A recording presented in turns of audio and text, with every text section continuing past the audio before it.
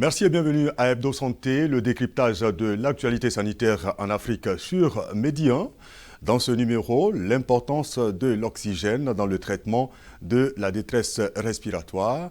Très indispensable en cas d'assistance respiratoire, l'oxygène hospitalier s'est révélé crucial en la faveur de la pandémie de Covid-19, ce qui pose la question de sa disponibilité dans de bon nombre de pays africains. Justement, en Côte d'Ivoire, l'ONG Agis s'y est engagée à travers une initiative Oxygène pour tous. Monsieur Sila Aboubakar, vous êtes le président de cette organisation. Merci et bienvenue. Merci. Alors, je rappelle que vous êtes kinésithérapeute, c'est bien ça? Oui, c'est ça, kinésithérapeute spécialisé en soins respiratoires chez les enfants. Waouh, d'accord. Alors, en deux mots, comment cette association Agis s'est implantée en Côte d'Ivoire? Eh bien, elle a 8 ans déjà, cette association, et elle a été construite un petit peu au fur et à mesure, mais on s'est basé sur un constat qui était le fait que la pneumonie et les infections respiratoires aiguës chez les enfants de moins de 5 ans faisaient partie de la deuxième cause de mortalité et d'hospitalisation en Côte d'Ivoire. Et moi, ayant cette expérience, parce que j'ai travaillé près de 10 ans en fait dans le soin des enfants atteints de maladies respiratoires à Paris, eh ben, je me suis dit avec ma compagne de venir s'installer et puis monter ce projet et pouvoir venir porter assistance aux enfants de Côte d'Ivoire. Vous n'êtes pas sur ce plateau également avec nous, docteur Ouattara Joseph. Merci et bienvenue à vous. Merci. Alors, vous êtes pédiatre au CHU de Trècheville et membre de cette ONG Agis. Soyez les bienvenus. Hein. Merci. Alors, détresse respiratoire, l'importance de l'oxygène dans le traitement. Messieurs, nous allons d'abord voir ce que c'est que la détresse respiratoire. La détresse respiratoire, pour parler simplement, c'est la difficulté qu'a un être humain à respirer. Tout simplement. D'accord. Si tout de suite, là, j'ai des difficultés pour respirer, je n'arrive pas à bien respirer, je suis en détresse respiratoire. Et cela peut être dû à quoi? Les causes sont multiples. Voilà. On peut avoir des causes liées à un obstacle sur le passage de l'air, la tuyauterie qui envoie l'air vers les poumons, donc des infections ORL, un obstacle au niveau de la sphère ORL ou des infections pulmonaires. En dehors de cela, on peut aussi avoir des atteintes cardiovasculaires responsables de détresse respiratoire et même d'atteintes neurologiques, c'est-à-dire des atteintes du cerveau responsables de détresse respiratoire. Donc, juste pour dire que ces trois organes sont étroitement liés, le cerveau, le cœur et les poumons. Alors, Monsieur Sila, comment est-ce qu'on reconnaît quelqu'un qui est en détresse respiratoire? Alors, il y a plusieurs signes. Il faut savoir que moi, je vais prendre l'exemple des enfants qu'on reçoit avec l'ONG Agis. Ce sont des signes d'abord de respiration rapide. Un enfant qui arrive avec une respiration rapide, en général, et je parle sous le couvert du docteur Ouattara, s'il a une fréquence respiratoire au-delà de 60 mouvements par minute, on peut estimer qu'il est en phase de détresse respiratoire. S'il a une respiration bruyante, on reconnaît souvent les signes par ça aussi, parce que les parents disent il a une respiration qui siffle, il a une crise d'asthme. On associe souvent ça à la crise d'asthme. Si l'enfant a par exemple ce qu'on appelle le tirage intercostal, c'est-à-dire qu'il a les côtes qui se creusent quand il respire, donc c'est-à-dire qu'il lutte pour respirer, l'air ne passe pas assez bien, donc du coup il est obligé de faire un effort pour respirer. On a aussi les signes des battements des ailes du nez, donc le nez va chercher l'oxygène, donc il va y avoir une dilatation en fait des narines pour aller chercher l'oxygène. Vous avez aussi le signe de cyanose, ça on ne le verra pas forcément chez tous les enfants, mais quand on retourne un petit peu les lèvres, on va voir que les lèvres sont un petit peu bleues, donc c'est-à-dire que le sang n'est pas assez bien oxygéné, et ça peut être entre autres des signes de détresse respiratoire. Je ne sais pas si le Dr Ouattara veut ajouter quelque chose. Tout à fait. Donc pour être plus synthétique, il faut dire qu'on parle de détresse respiratoire quand il y a des troubles du rythme respiratoire. Donc M. Silla a parlé d'une respiration rapide, donc c'est dire que le rythme respiratoire est rapide. Donc il peut être rapide ou il peut être très bas. En dehors de ces troubles du rythme respiratoire, on a des signes de lutte respiratoire. C'est-à-dire, vu la difficulté à respirer, l'individu met à contribution ses muscles respiratoires accessoires. Donc, avec comme manifestation une dilatation des narines, on parle de battement des ailes du nez, un tirage intercostal ou susternal, un balancement thoraco-abdominal. On peut entendre des bruits qu'on appelle des gênements expiratoires et le signe lié à une difficulté assez sévère qui est la cyanose, voilà, qui est marquée par une coloration bleuâtre des muqueuses et autres. Donc tout à fait d'accord avec ce que M. Sylla dit. Alors tout cela est compliqué. Nous, ce qu'on retient, c'est lorsque quelqu'un ne respire pas bien. C'est ça? Tout à fait. D'accord. Alors, est-ce qu'on peut avoir une idée de la prévalence de la détresse respiratoire? Est-ce que c'est fréquent dans nos pays africains, notamment en Côte d'Ivoire? Okay. Parler de la détresse respiratoire, c'est-à-dire la fréquence, effectivement, c'est un signe qui est fréquemment rencontré dans les différentes pathologies. Et comme je vous l'ai dit tout à l'heure, on peut avoir des pathologies ORL, c'est-à-dire des atteintes au niveau des narines, des oreilles et de la gorge qui peuvent entraîner des difficultés respiratoires. On peut avoir des atteintes au niveau de l'appareil pulmonaire qui peuvent entraîner des détresses respiratoires. On peut avoir des atteintes au niveau cardiovasculaire, avoir des détresses respiratoires. On peut avoir des atteintes au niveau du cerveau, notamment en cas d'AVC par exemple. On peut aussi avoir des détresses respiratoires. Et même en cas de certaines maladies métaboliques, on peut avoir des détresses respiratoires. Donc c'est dire que ces signes-là qui constituent la détresse respiratoire sont fréquents en médecine. Vous n'avez pas cité la Covid qui bat son plein en ce moment? Tout à fait. La Covid, bon, c'est un phénomène nouveau, c'est-à-dire c'est une maladie récente qui a plusieurs manifestations. C'est vrai, l'atteinte pulmonaire est importante, mais en dehors de l'atteinte pulmonaire, surtout chez l'enfant, il y a aussi d'autres atteintes. Effectivement, la Covid peut être à la base d'une détresse respiratoire. Monsieur Sylla, comment on réagit en détresse respiratoire? En général, nous, pour l'exemple que je vais donner lorsqu'on est en mission humanitaire, quand on reçoit un enfant qui arrive en détresse respiratoire, la première des choses, c'est déjà l'examiner, donc voir un petit peu son taux d'oxygène dans le sang, parce qu'on peut être en détresse respiratoire, en tout cas clinique, manifestement montrer qu'on a des signes de lutte respiratoire, et puis finalement on se rend compte que le taux d'oxygène dans le sang, il n'est pas si mauvais que ça. On dit qu'en général, il doit être autour de 100%, 99% de taux d'oxygène dans le sang. Ça, on va dire que c'est la normalité. Et puis, vous êtes en détresse respiratoire et puis vous vous retrouvez avec un taux autour de 94, 92% d'oxygène. Donc ça, en général, on sait qu'on peut très vite mettre les organes en souffrance. Organes cerveau, cœur, les organes vitaux peuvent être mis en souffrance. Donc, en général, on met l'enfant sous oxygène. On essaye déjà de voir s'il y a un obstacle, comme disait Dr Ouattara, mais d'office, on le met sous oxygène parce que c'est une urgence vitale. Et c'est c'est le principal traitement qu'on a, mettre le malade sous oxygène. En tout cas, c'est la première chose qu'on fait d'office. C'est la première chose voilà. qu'on fait. Je ne sais pas si Dr Ouattara veut... Juste pour préciser, ça fait partie de l'arsenal thérapeutique. C'est-à-dire déjà, lorsque on a un individu qui présente une détresse respiratoire, il faut une évaluation rapide pour voir s'il y a une obstruction au niveau des voies respiratoires supérieures, il faut dégager l'obstruction. Souvent, le simple fait de dégager l'obstruction règle le problème. En quoi faisons? Par exemple, faisant un lavage des narines, on parle de DRP, des obstructions rhinopharyngées avec du sérum physiologique. On peut même aspirer l'enfant ou l'individu pour dégager les voies respiratoires. Et si c'est un corps étranger, par exemple, il faut aller extraire le corps étranger et autres. Et ensuite, en fonction de la saturation, comme M. Sylla vient de le dire tout à l'heure, on met l'oxygène. D'accord. Alors, sur l'accessibilité donc de l'oxygène dans nos hôpitaux, eh bien, je vous propose quelques avis que nous avons recueillis dans les rues d'Abidjan. L'oxygène, nous en avons tous besoin. Hein? Sans oxygène, on ne peut pas vivre. C'est vrai que ce n'est pas l'oxygène naturel, mais nos hôpitaux ne devraient pas en manquer. J'ai une expérience parce que en 2015, j'avais mon fils qui était malade.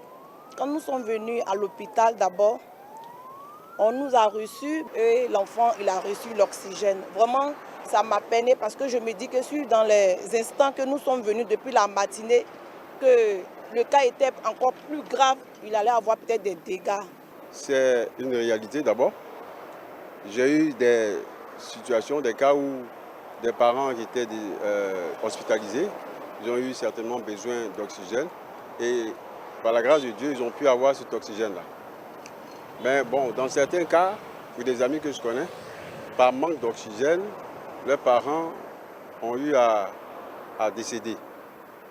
Effectivement, je sais qu'il y a des gens qui meurent dans les hôpitaux par manque d'oxygène.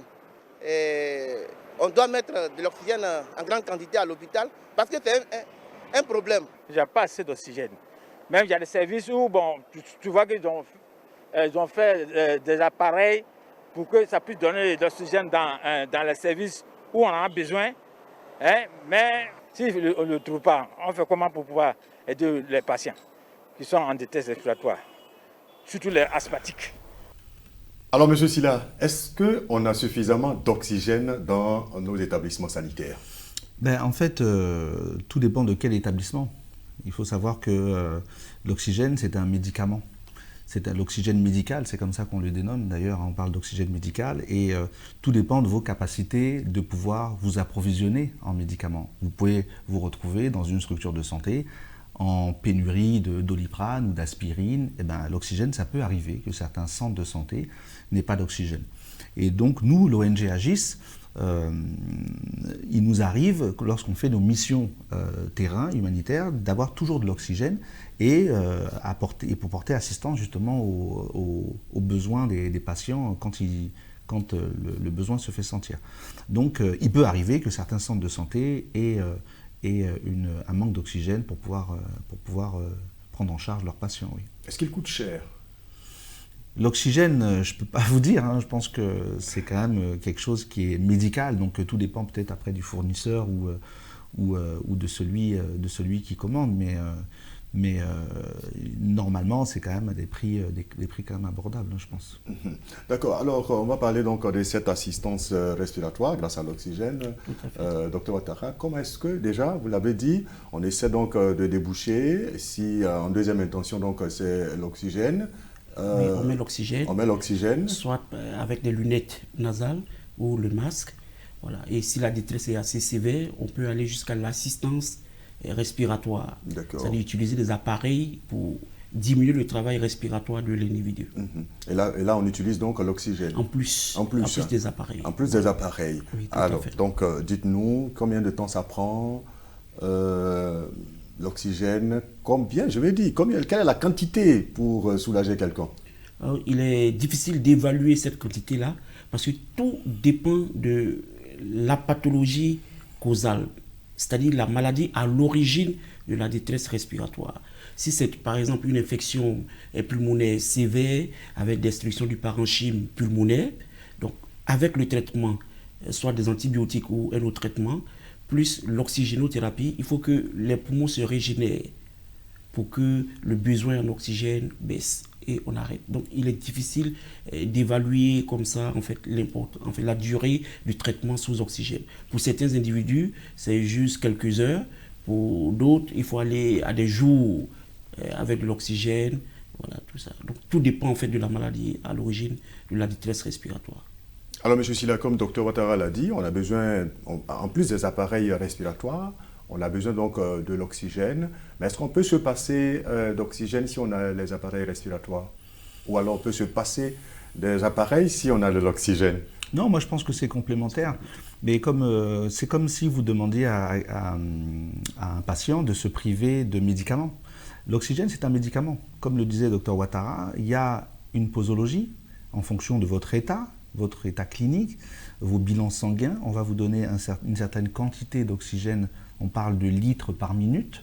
Ça peut être 2 litres par minute, comme jusqu'à 15, 20 litres par minute. Dans les cas de Covid, on l'a vu, avec cette oxygéno-résistance, on peut monter très haut. Mais le but, c'est de très vite sevrer le patient. Parce que finalement, c'est un confort. On vous donne de l'oxygène, entre guillemets, cadeau, ça rentre dans les poumons, ça vous rentre dans le sang, et puis finalement, votre corps va prendre l'habitude de cet oxygène et va finalement devenir paresseux. Donc le dilemme en fait du médecin, c'est de faire en sorte que très vite le patient soit sevré. Donc le bilan doit être régulier de telle sorte qu'on diminue progressivement l'assistance en oxygène pour arriver à sevrer le patient de l'oxygène. Parce que le but, c'est ça, c'est que la fonction redevienne autonome et non pas que le patient soit assisté au niveau respiratoire. Est-ce que cet oxygène est différent de celui que nous respirons là, dans l'air ambiant? Alors, comme le disait tout à l'heure le docteur Ouattara, l'oxygène fait partie de l'air ambiant.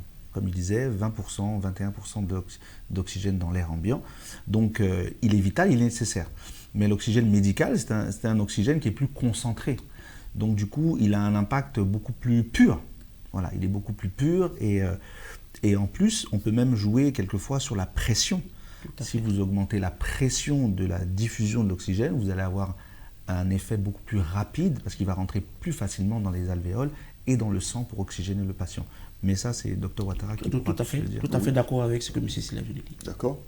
Alors, on va revenir sur cette initiative, cette importante initiative que vous conduisez, la campagne Oxygène pour tous. Comment est-ce que ça se matérialise? Alors, Oxygène pour tous, c'est un projet qu'on a en tête depuis quelques années avec l'ONG Agis et les membres de l'ONG Agis parce qu'on s'est rendu compte des besoins qu'ils pouvaient avoir sur le terrain, parce qu'on est une ONG spécialisée dans les maladies respiratoires des enfants de moins de 5 ans. La pneumonie et les maladies respiratoires sont la deuxième cause de mortalité et d'hospitalisation en Côte d'Ivoire.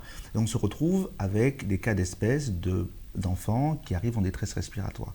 Et donc très vite, dans nos caravanes de santé, on a très vite eu dans notre arsenal thérapeutique des bouteilles d'oxygène pour prêter assistance parce qu'on dépiste, on soigne, mais en même temps, on faisait aussi le soin au complet, ça qu'on pouvait administrer lorsque l'enfant arrivait en urgence. Et avec l'arrivée du Covid, de la Covid-19, ça a en tout cas mis en lumière encore ce besoin que pouvait avoir, en tout cas l'effet vital que pouvait avoir l'oxygène dans la stratégie thérapeutique, dans le circuit sanitaire. Et l'ONG Agis a décidé de mettre en avant ce projet-là, avec tous ses membres, on a décidé d'apporter l'oxygène pour tous, de faire en sorte qu'un centre de santé par mois soit équipé avec un kit d'oxygénothérapie. Parce qu'on s'est rendu compte que c'est important qu'on ne puisse pas manquer d'oxygène, même dans les endroits les plus reculés. Alors on le fait avec nos maigres moyens et nos partenaires qui nous accompagnent, mais on a décidé de commencer par la commune de Yopougon et de faire en sorte que chaque mois, on puisse équiper un espèce de kit complet d'oxygénothérapie pour un centre de santé de proximité. D'accord. Docteur Ouattara, oui. Quelle est l'utilité, je veux dire, quelle est l'importance pour un centre de santé de disposer de l'oxygène? C'est indispensable pour un centre de santé de disposer d'oxygène.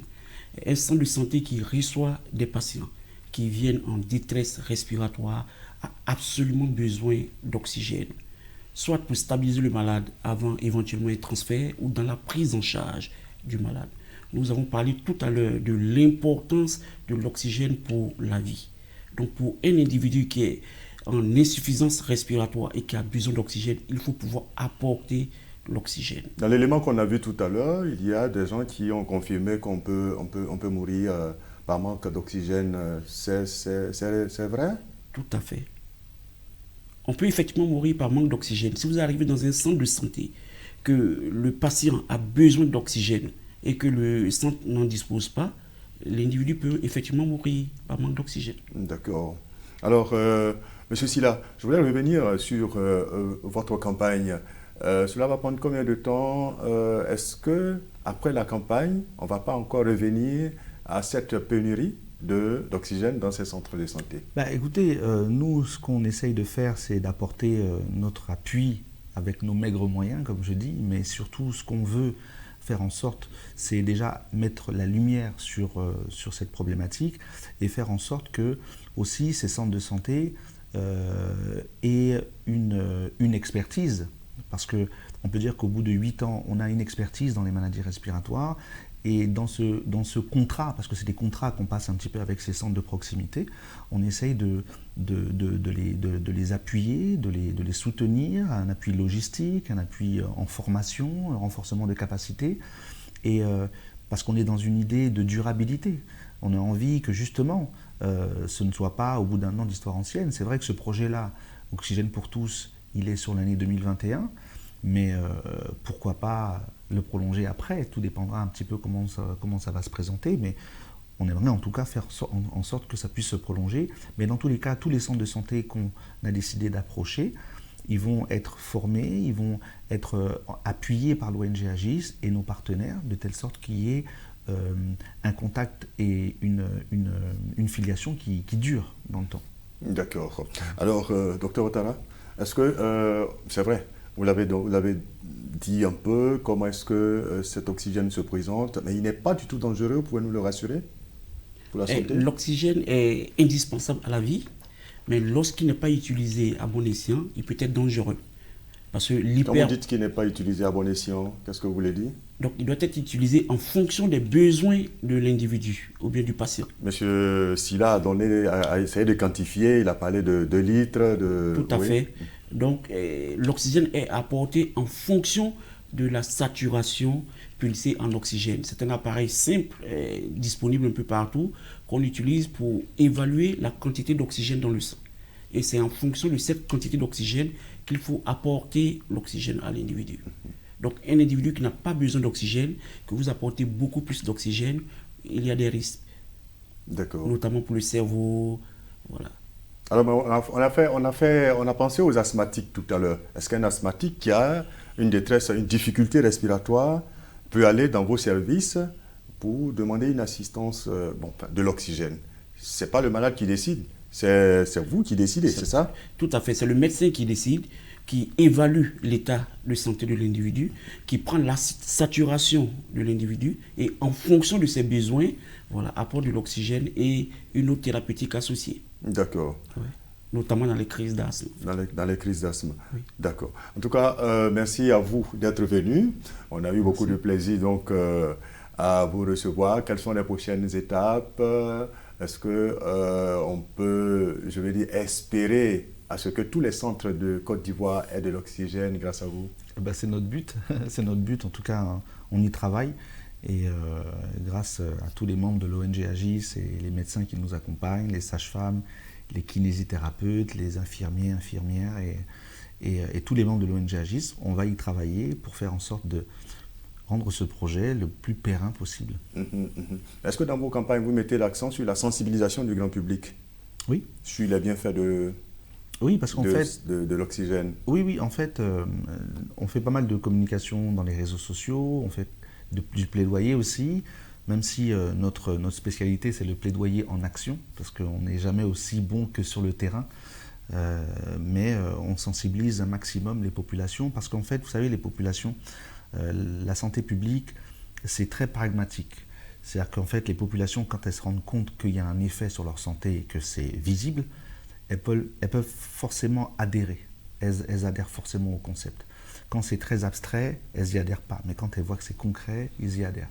Et donc, quand vous faites des plaidoyers en action, vous allez soigner les gens au plus proche des populations avec un langage qu'ils comprennent, avec des résultats qui sont tangibles et visibles tout de suite, ils adhèrent tout de suite. Et je pense que ça peut avoir un bon effet sur la santé publique d'avoir des ONG comme ça. Bien sûr. Alors, docteur Ouattara, nous allons terminer par, vous avez dit que la détresse respiratoire est un signe de pas mal de maladies respiratoires. Tout à fait. Alors, quel message vous pouvez adresser à nos populations afin qu'elles se présentent, qu'elles aillent tout de suite à l'hôpital une fois que ce signe-là se présente?